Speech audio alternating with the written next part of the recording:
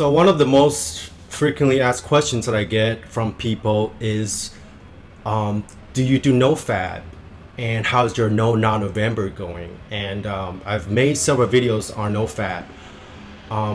The first one was in 2013. That's when I first started experimenting with NoFap. And that was really the last time that I officially did NoFap, because I realized that NoFap isn't really the most efficient way to cure my previous quote-unquote disease of sex addiction, nor is it the best way to transcend and develop yourself. And in 2017, I made another video on NoFap. In that video, I said awareness is in and of itself curative, meaning that if you just apply whatever you do with awareness, if you could cover all your bad habits, if you're fabbing, if you scan your ball, if you postionalize your balls with a laser beam of your consciousness, all the unnecessary, unwanted hobbies will dissolve at its own accord. That is a view that I still hold today, but when I was making that video, I didn't really go deep enough. I was still shuffling around the content. It's still mostly conceptual. Even though I had some direct experiences, it was mostly still, it just wasn't deep enough at the experiential level. See, switching from fabbing to NoFap is just switching programs or content, instead of going deeper and discovering the insights and accessing the structure, deep structures underneath that give rise to those contents and programs. So if you're going from fabbing a lot to no fabbing, you're switching the identity of a fabbing ego to a no fab ego. You're just sort of shuffling around contents. And if you really want to make a difference in your life, the key is to go down and modify the structure. So the content is more like the aesthetics and the abilities or the power of the video game character, and the structure is more like the screen itself. Now the deepest structure, the most meta structure out of any system is awareness itself. See, awareness gives rise to the mind, awareness gives rise to the body, and even the brain. You can say that awareness is the ultimate quote-unquote screen of the video game of existence. Now, if you don't get down to the level of awareness and really discover what that is through contemplative fitness exercises, see, even philosophy is just content. Even psychedelics, I would argue, is just content. As I said before, I stopped doing NoFap like 7 years ago, but my fabbing frequency had reduced by about 90%. All I did was focusing on discovering the insights into, or accessing, or penetrating into the context. And that is what I'm about now. Like everything before last year are all content.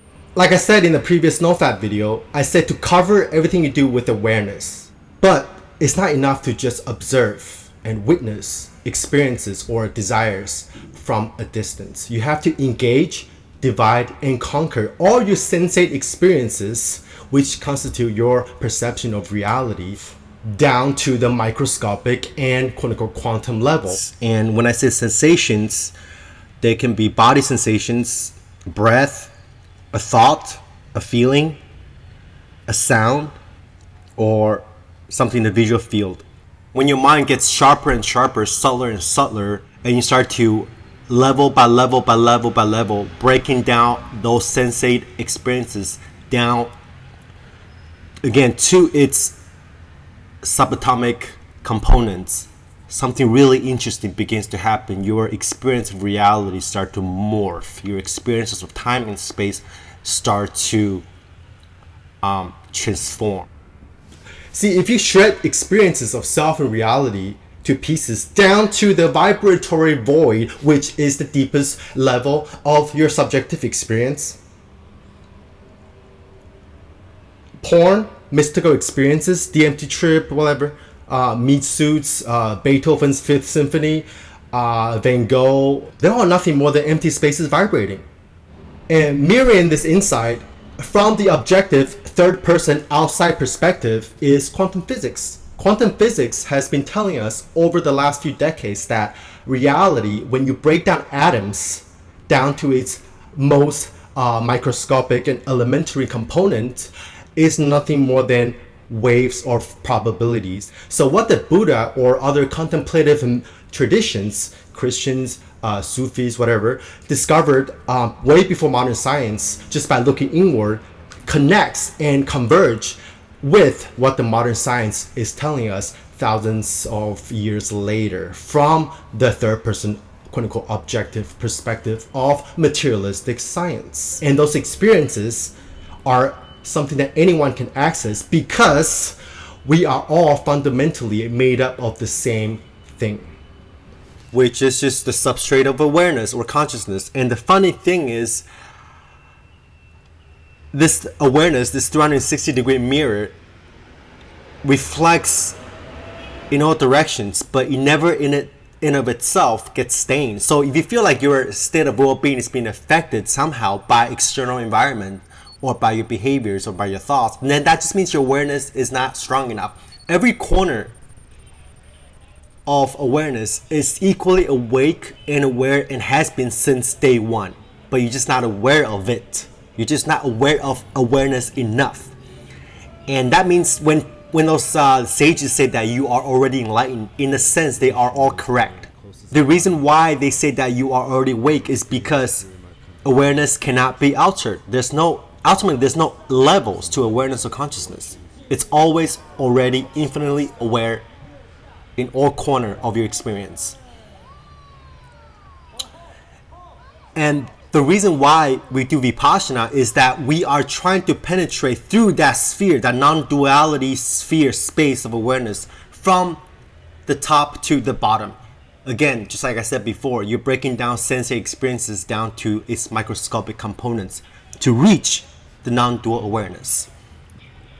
But paradoxically, again, you can contact awareness directly right now. You can contact it directly because it's your true most natty state. But the thing is, most people's minds are so cluttered with conditioning and with filth and with beliefs and thoughts that they are unable to do this unless they're super gifted, like somebody who has perfect pitch. My girlfriend is a good example of that. Those are the people that could just sit there and tell you, oh, you're already awake, you don't have to do anything. But for the most of us, we need to deconstruct experiences from the top, from the most gross and most solidified level to the level of formlessness, and realize that two are the same. Spirituality is just waking up. It's just about waking up from the solidified sense of reality, from the solidity of reality itself and experience, to experiencing reality as misty, fluctuating smoke. Once you get down to that level, everything becomes like animation, like smoke, like liquid. That's why they call it spirit. It's not like you're entering some God realm. It's like you're just deconstructing this reality right now. So spirituality should really be called metaphysics. You are doing physics from the inside, and your level of enlightenment corresponds directly to how close and how directly, how microscopic you can observe all phenomena as process. And even if you've already entered non-duality, there's no end to how well you can deconstruct reality. Now, whether you enter non-dual awareness from the macro level of form and human experience down to the microscopic and quantum, quote-unquote, quantum realm of the source or the dancing void, you end up in the same spot. Because ultimately there is no distance or no spatial or temporal dimension in the absolute or the eternal now. Now, my recommendation is just to skin the cat from both end of the extreme. Like you want to be the most complete athlete. You don't want to just do high reps for pumps, or you don't want to just do one rep maxes. You want to do both. And a lot of people who have been doing Vipassana, they're going to retreat year after year for 20 years, and you talk to them, you ask them where their awareness is, it's still behind their eyes, it's still locked in their head from the matter of direct experience, which means that they're still not awake. Why is that? Because they haven't Vipassanalized or dissolved the meditator who is doing Vipassana. See, they are doing the meditation from the perspective of an observer that's sitting inside the head and concentrating on the objects of meditation, on the sensations. Again, whether that's thoughts, sounds, audio, sensations, or thoughts, emotions, breath, it doesn't matter. You have to realize that the meditator itself, the sensation of having someone in here that's doing the meditation is in and of itself just another or multiple clusterfuck of sensations that we call the self, which can again further be divided and subdivided into subatomic components, no different from the sensations that you perceive as the object of your meditation. So this object and subject duality must be erased if you want to awaken to infinity, which has no duality. And you might say, well, it seems like I'm in here meditating on the object over there, but that presupposed distance of here and there is just another mental construct. It's just another thought. It's just another filter that must be deconstructed. And again, from the perspective of awareness, there is no distance or there's no time, right? So everything you know about space, throw that out. It's just more concepts from the matter of direct experience. And the reason why attacking or going directly or going as deep as you can with sensations down to the sphere of non-dual awareness is so important is because once you access that, you are given a whole bunch of quote-unquote cheat codes, almost like superpowers, because you are granted automatically access to different jhanas, which is just states of concentration or absorption. And that is going to help you in turn Vipassanalize even better, not just through meditation but in life. And jhanas are great. They're so delicate. They're just like they're like mind candies. They're like free psychedelic trips that you can sort of flip through like a frequency channel on a radio or something that you can just play around reality with, which is super fascinating. I think understanding and discovering what your natty mind can do, which you can access realms that's as powerful as DMT or acid trip, if you just stop fucking around with just the forms of the content externally and just start looking inward directly at what's going on. Is really the most fascinating video game ever created. With enough practice, you can experience both the macro level of human experiences, like again watching porn, playing video games, shooting a basketball, lifting weights, listening to Beethoven, reading philosophy. All those are just macro level of the human experience of form and content. You could access and directly experience them while at the same time understanding from the experiential perspective that they are made up of the micro world of emptiness, dancing, emptiness simultaneously popping in and out, fluctuating, flowing, flickering in and out of existence. You could actually go back and forth between the two. You could go from the first person video game perspective, which is shooting people first person, and you could zoom out to where you're just in this infinite, vast, spacious awareness, God perspective, watching the character and just go in and out. And without accessing that, which is the true nature of reality, or if you don't want to go there, experiences, sensate experiences of the mind, NoFap is only going to create more resistance. And that is why self-control isn't the most optimal solution for any situations, because suppressing one part of yourself or your identity with another, you are only swapping one self and one identity with another. Sometimes the selves collide and they multiply and they're just reinforcing more solidity. And the reason why spirituality puts so much emphasis on the ego is not because you really have to kill the ego.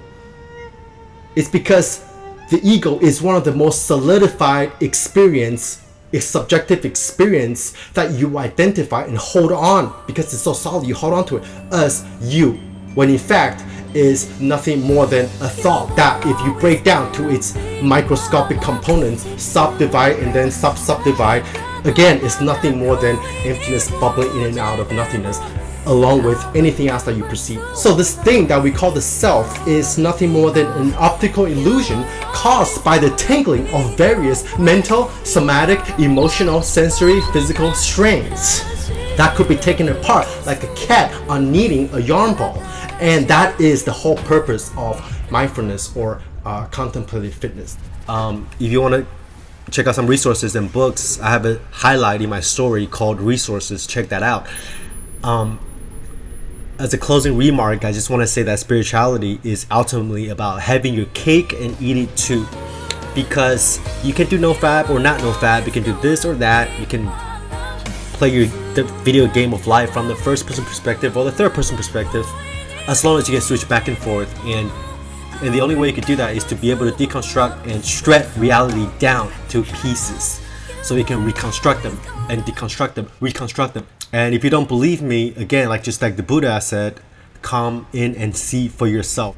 From now on, when I say being deep, it's about how deeply you can deconstruct reality.